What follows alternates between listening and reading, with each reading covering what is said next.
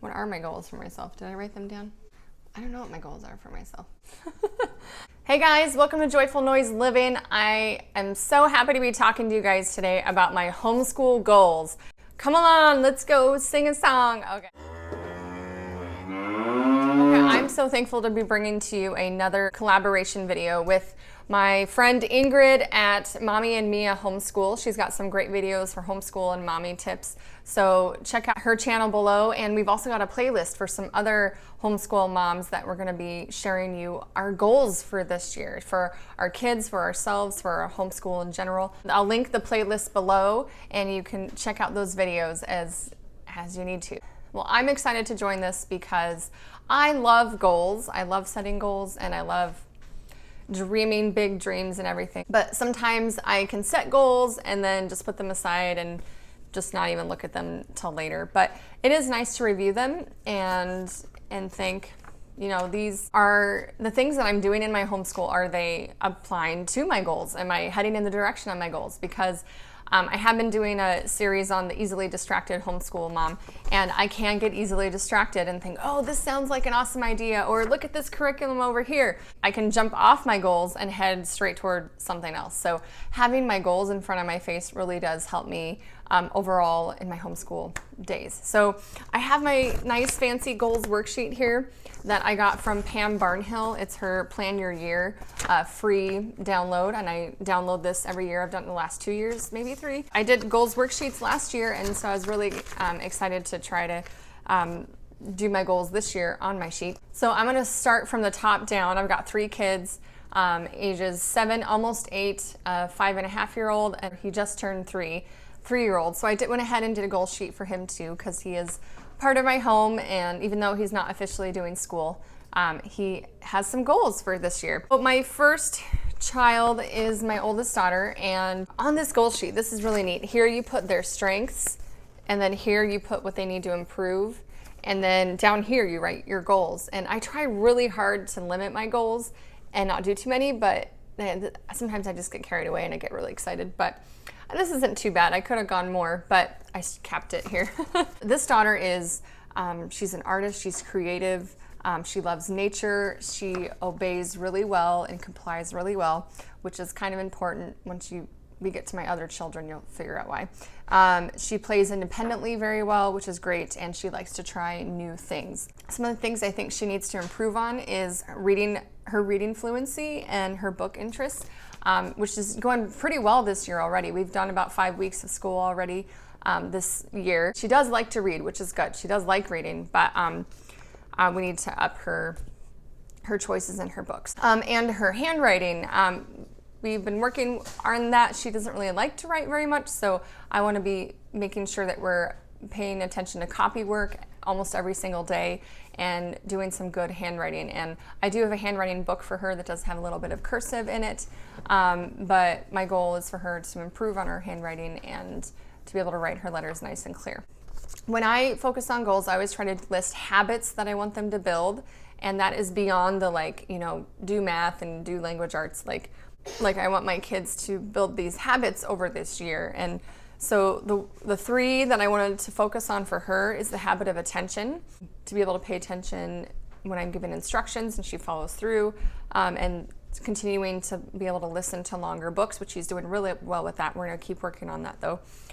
Diligence, doing things well and not just quickly or to get them over with, but doing it well the first time.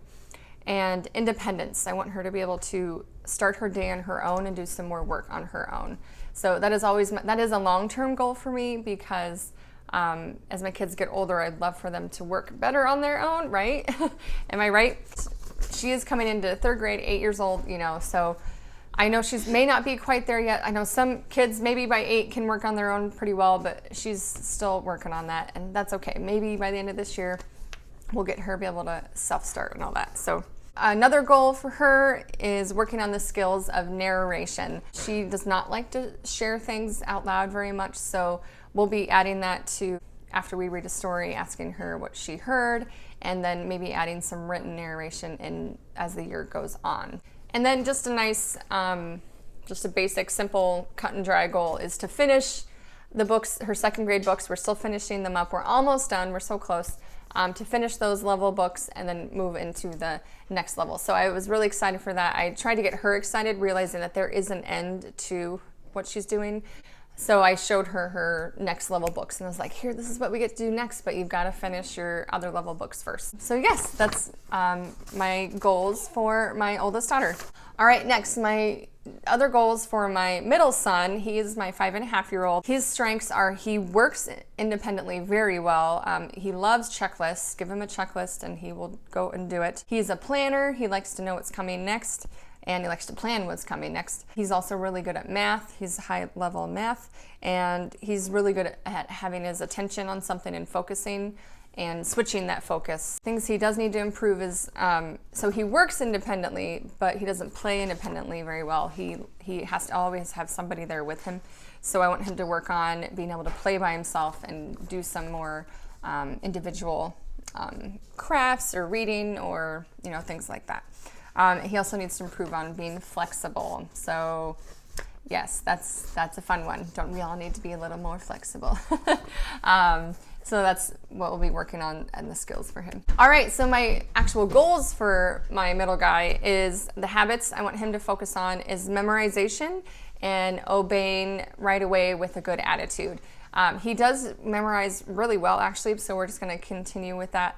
But he also needs to learn he does obey right away sometimes, but he needs to work on obeying with a good attitude. So the attitude is what needs to be worked on. So, but again, don't we all? For skills for my middle guy, he needs to work on narration as well. He's actually a really good speaker. He loves telling stories. So we're just going to hone in on that skill because he loves telling stories. Be able to retell the story with getting the right details and getting it nice and succinct. So, and then I want to make sure I do one-on-one lessons with him. So he really likes the one-on-one attention with me, and I notice he behaves better overall when he gets that. So we're doing our individual school with him. We'll be doing phonics and a little bit of Explode the Code, and I'll share my curriculum picks for him in this video up here, so you can check that out and what I've actually picked for my curriculum. He also needs to get outside a lot and do nature walks and just play and be outside.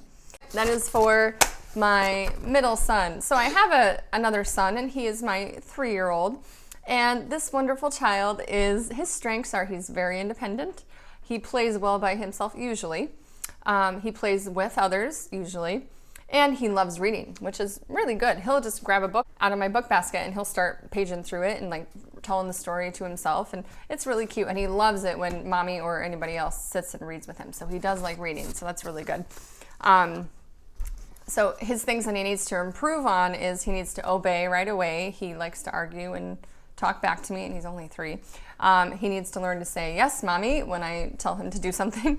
And I also want to help him improve on putting away toys after he takes them out. So he's at that age now where he should be able to put things back in a bucket, right, and put them back on a shelf. So we'll be working on that too.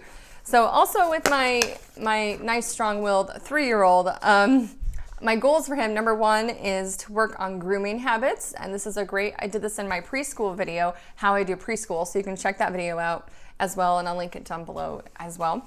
But he can work on his grooming habits. We do a thing called Bunnies Make Good Pets. It's our little acronym. B is brush teeth, M is make your bed, G is get dressed, and P is pick up clothes. So we call it Buddies Make Good Pets. So that's what my kids do in the morning.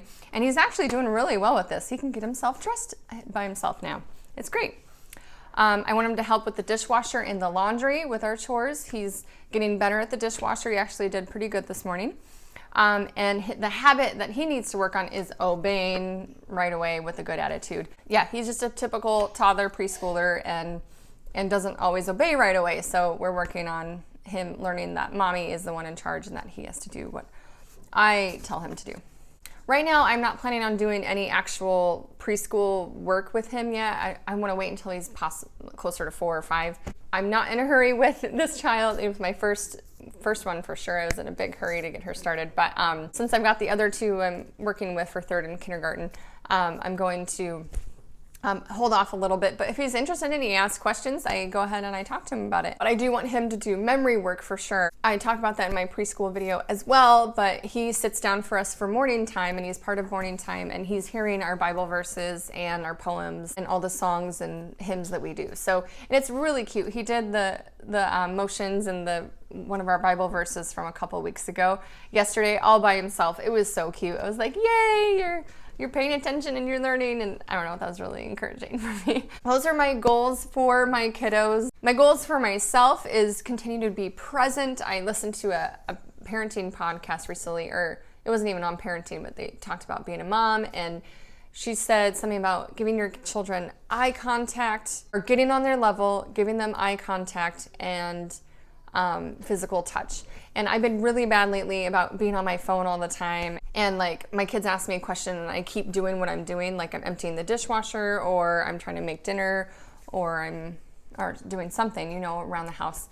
And I don't always stop and look them in the eye and acknowledge them and respond to them. And my goal is to work on that. I want to get on their level, give them eye contact and physical touch, you know, hugs and pats on the backs and high fives and stuff like that. So, and putting my phone away during school time. And I've been doing that this week so far, and it's going really good. So I'm trying not to be on my phone between 7:30 and 11:30, unless I'm using it for school. Sometimes I do songs or YouTube on my phone, but and not checking it. So that has helped me stay on track and to be focused and be present in my school. So that is goals for myself in my school. And I hope that encourages you and gives you some ideas for goals for you and your family.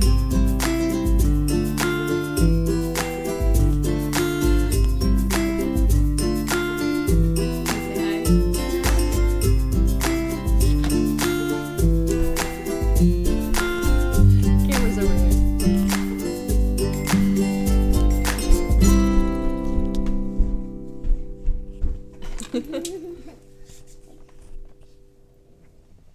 Nice. Oh, you made that.